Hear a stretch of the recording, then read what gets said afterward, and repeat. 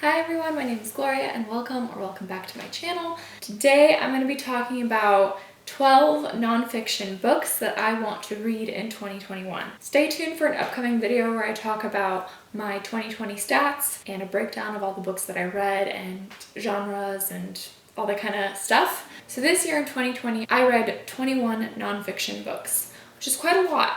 I didn't realize how much I enjoy nonfiction books, but clearly that's right up my alley. Today I'm going to give a list of my top 12 books that are on my radar for nonfiction that hopefully will get to reading in 2021. I'm sure that there will be a lot more that make it on the list as the year progresses. So I actually own quite a few nonfiction books, stuff that I've had around forever. And upon reflecting on my reading habits this year, I barely read any books that I actually own, and I want to definitely make progress on that. So I'm going to be talking about these 6 books that I physically own that I want to read. So I'll start with one of my favorite categories, which is World War II, the Holocaust. I love reading historical fiction set in that time period, but I also want to read more nonfiction. And this book, The Diary of a Young Girl by Anne Frank, has been on my shelves since I was probably like 13 or whatever. I never had to read this in school, unfortunately. I got this, I think, from Costco a million years ago. I still have never read it, and this is technically a classic nonfiction book. It's one of those that, like, you know,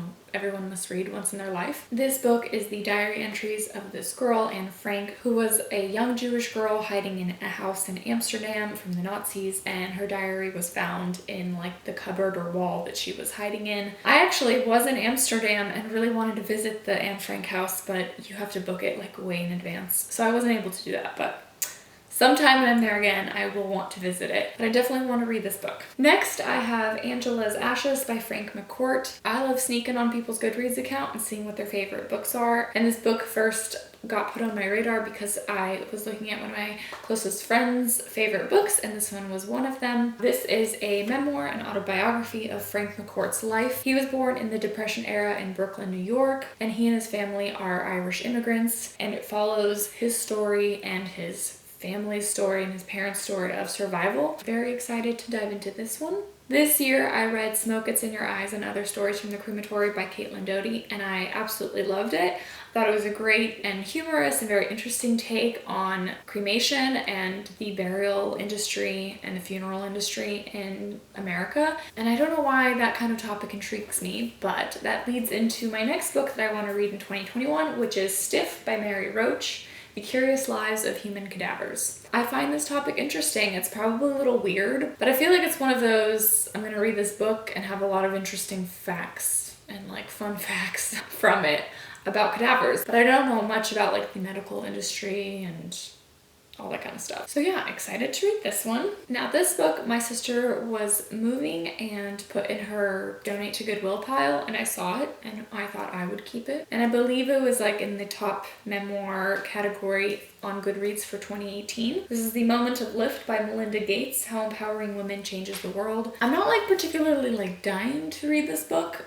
but like I said, I want to read more nonfiction. I want to read more books that are on my shelves that I own. And this one's a fairly short read, 250 pages. It's not that long. I feel like I could totally have some interesting takeaways from this, and it was highly rated. So I definitely want to give this one a try. The next 2 books I have are both Christian nonfiction. The first one is Mere Christianity by C.S. Lewis. I have read a little bit of C.S. Lewis, obviously the Chronicles of Narnia, and I read Grief Observed a little bit ago, and I liked it, and I need to read more of his work. And I've owned this book for a while now, so I would love to finally read it. I think this book has a pretty self-explanatory title. It is all about what Christianity is and what Christians should believe or do believe. I feel like this book will help me be able to explain or defend my faith a little bit more, so excited about that one. And next, I would like to read Garden City, Work, Rest, and the Art of Being Human by John Mark Homer. John Mark Homer is the lead pastor of Bridgetown Church here in Portland, Oregon, which is my church, and he's my pastor, and I own all of his books. He is a fantastic teacher, a really great writer. This book is all about finding your calling, finding your vocation. He breaks down why we were created to work and what it means to work, and this is definitely a topic that I need to sort myself out with. I've been sort of floating in the wind but trying to figure out what I want to do in my life in terms of vocation and in terms of a job and a career and a calling and what that means. And I definitely needed to spend some time like thinking about what I want to do. And also I feel like this book will just be a really helpful resource in maybe taking a look at myself and realizing what that path is that God has for me. So I'm really excited to read this one. So those are all the books that I own, and the next slew of books I'll probably either get from the library or listen on audiobook through Libby. The next book I want to read is A Life on Our Planet, My Witness Statement and a Vision of the Future by David Attenborough. I'm a big David Attenborough fan. I'm a big animal documentary lover. All of the Planet Earth and Our Planet and Blue Planet, all of the stuff that he narrates and makes, all the films, all those documentaries about our planet and the animals and the environments. Absolutely love all those. Also, a fun fact, I studied zoology in school, not as a major or anything, but those were the main science courses that I took in college, and absolutely loved them. And I was like top of the class, which is super weird because I went into business and marketing, but I still think about that. And I really enjoyed the Netflix documentary that is the same title as this book. He was born in the 30s, he's 93 years old now, and he's really witnessed the collapse of our planet, specifically in terms of climate crisis and animal habitats. And I love the documentary. I mean, the first hour is like super bleak and hopeless, and you're just like, wow, we've really sucked as humans. And then the last like 30-40 minutes is, hey, but there's hope, and there's ways that people are doing stuff now that can change, and we just need to continue on this path, and here's what we can do. Really loved how that was made. I imagine that this book is a deeper dive into that story. So I'm really interested to learn more about it, and I highly encourage you, if not to pick up the book, to at least definitely watch the documentary on Netflix. It's only like an hour and 40 minutes, and it's just incredible. The next book that is on my top nonfiction books to read in 2021 is Cast: The Origins of Our Discontents by Isabel Wilkerson. This is a winner of the Goodreads Choice Awards book for the history category, and I believe the author breaks down how the caste system and the hierarchy system of how we relate to each other as humans was established in America, and how it relates to today and how we interact with one another. I think this book particularly touches on race and politics, and I'm sure poverty and wealth. So I'm very intrigued to learn more about this. The next book at the top of the list is Atomic Habits: An Easy and Proven Way to Build Good Habits and Break Ones by James Clear. I also want to tag on Power of Habit to this. Those are two books about habits that I haven't read and that I really want to. I am a huge procrastinator, and I have some bad habits that I'm very not proud of, and I tend to spiral down into some bad habits if I'm not kept accountable. So these two are both on the top of my list. I have some good habits that I've established in my routine and rhythm, and I'm proud of those, and I want to establish even more, and I want to definitely break some ones that I'm not proud of. Stuff that we all struggle with, particularly like digital addiction or staying up too late, or